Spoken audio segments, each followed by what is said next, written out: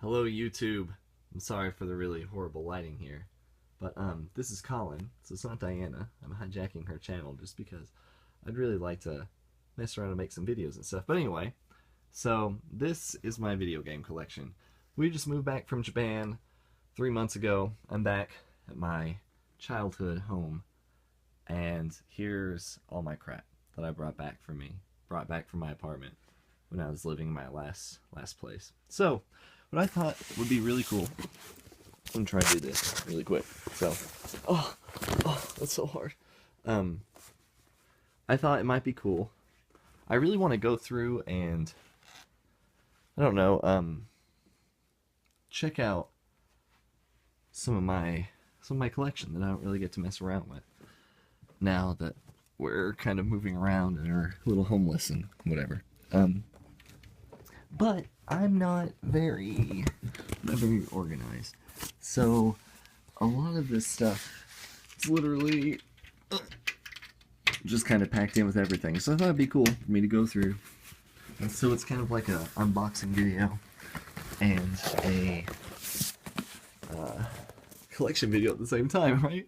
It's like I even get to surprise myself with all the stuff that I have. Okay. Oh, man, I'm so sorry. That took so long. Oh man, how do I turn the flash off?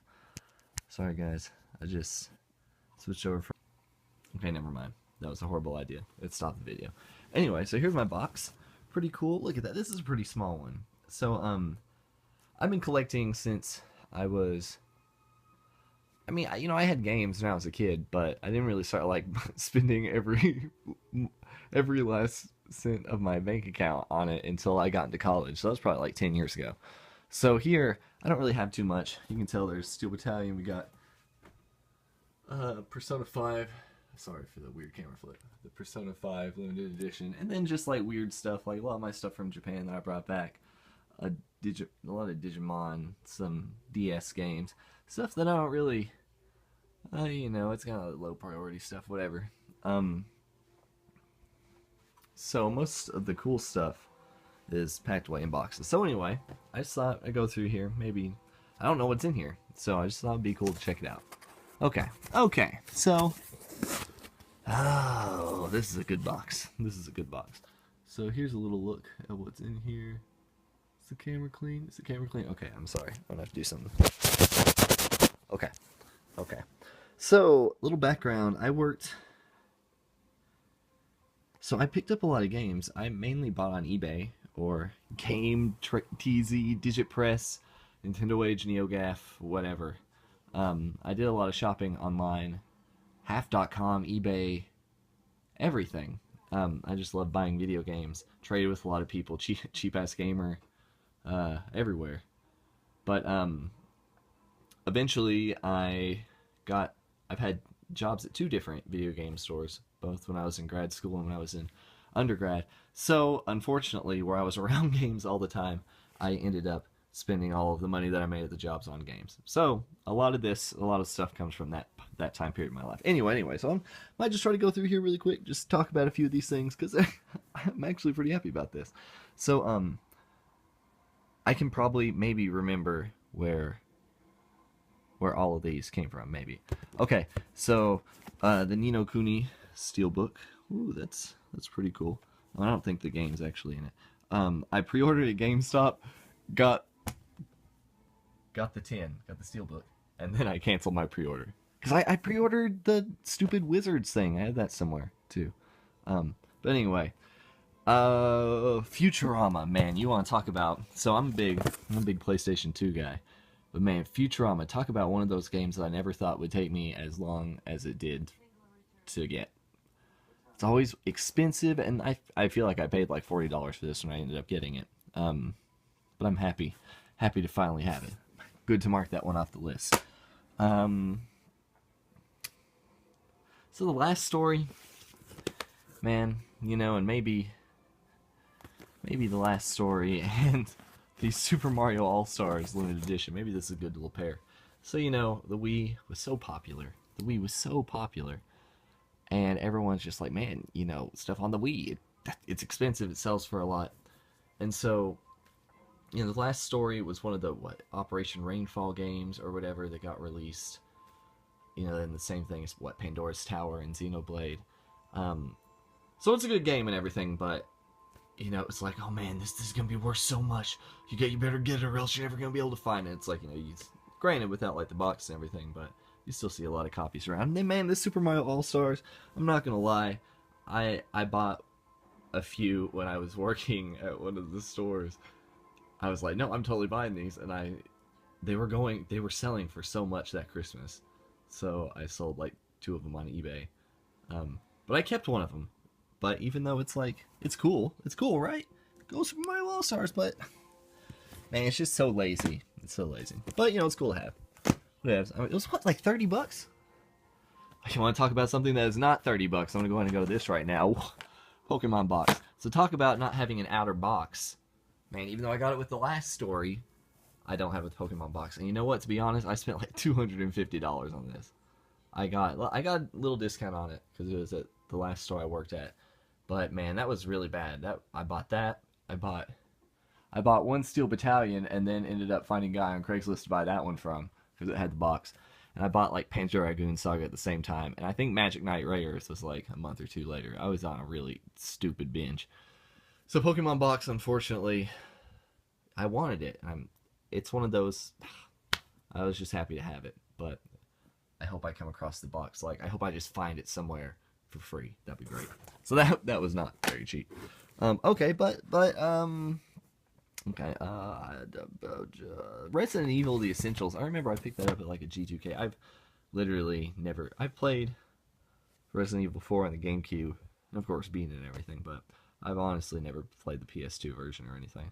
It was cool. It was cheap. I picked it up a long time ago. Kingdom Hearts. Man, this might be... No, it's not a childhood copy, but I guess I didn't have a copy. I just borrowed it from friends in high school. This is probably got it from a GameStop. I think it's like a buy 2 or buy... Is it buy 2 get 1? Buy 3 get 1? I don't know. It's been so long since I've been in one. But yeah, so Kingdom Hearts. Woohoo! Woo-hoo. Kingdom Hearts 2. I probably had those out. I ended up selling one of the PS3 limited editions or something, so maybe I was out messing with it. I don't know.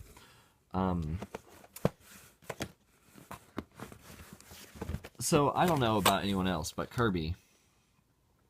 Man, you know, Kirby, I feel like it's just good all around.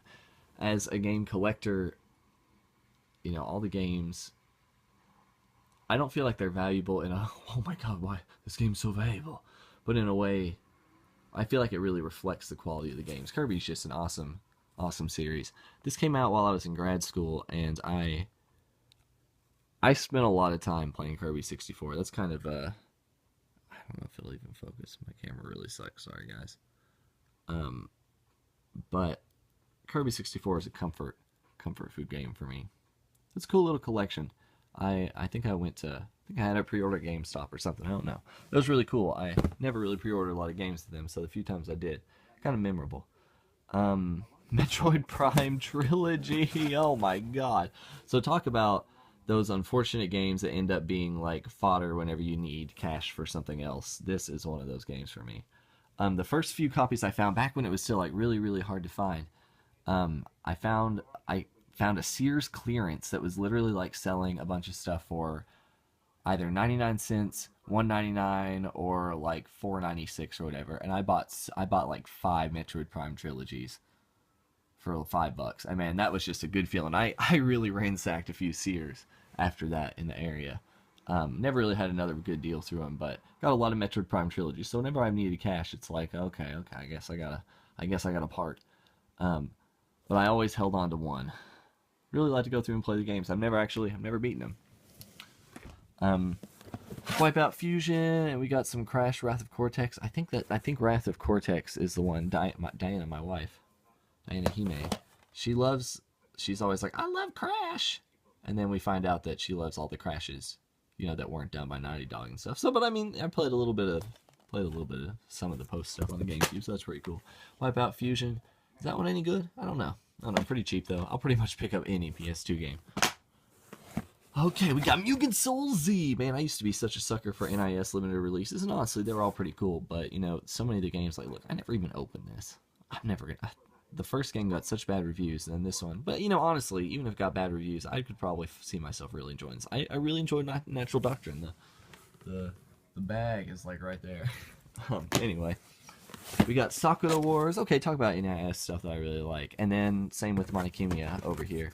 That was when I really, man, that was a really good period for me. I still haven't played through either of these, but I'm reading through Fruits Basket, if you can see over there. My wife and I are reading through Fruits Basket right now, and Natsuki Takuya, the mangaka, she's been writing a lot about Sakura Taisen, so I think it would be cool for me to go through and play that sometime. Monokimiya. Whoa, Shin Megami Tensei 4. Man, dude, this game. Actually, I mean, Shin Megami Tensei is pretty great to begin with. But when this game came out, I was working a really crappy part-time job at Sears, and I had like no money when it came out. And I had a copy ordered from Amazon, but the stupid shipment ended up, I wasn't there to sign for it, so he took it. So I was like, I wanted to play so bad. People on NeoGAF and GameFAQs were just like, they were just bubbling up about it.